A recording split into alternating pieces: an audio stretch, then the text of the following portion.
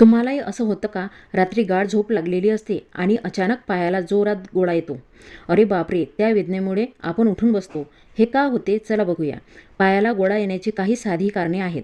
पाणी कमी पिणे, जास्त घाम येणे, त्यामुळे मिठाचा व कॅल्शियमचा तोल बिघडतो. दिवसभर जास्त वेळ उभे राहणे, रात्री झोपताना चुकीच्या पोझिशनमध्ये पाय असणे. पायाला गोळा येणं म्हणजे फक्त वेदना नाही, तर शरीर तुम्हाला सांगतोय की तुमचं शरीर डिहायड्रेट झालंय. त्याला खनिजांची गरज आहे. रात्री गोळा आला तर ताबडतोब पाय सरळ करा, हलकी मसाज करा किंवा गरम पाण्याची पिशवी ठेवा. रक्ताभिसरण सुधारेल आणि काही मिनिटातच गोळा निघून जाईल. पण हे उपाय फक्त तात्पुरते आहेत. खरं समाधान हवं असेल तर जीवनशैली बदलावी लागेल. दिवसाला पुरेसे म्हणजे 8-10 ग्लास पाणी प्या. हे खूप महत्त्वाचे आहे. आहारात कॅल्शियम, मॅग्नेशियम, पोटॅशियम असलेले पदार्थ खा. दूध, दही, केळी, बदाम इत्यादी.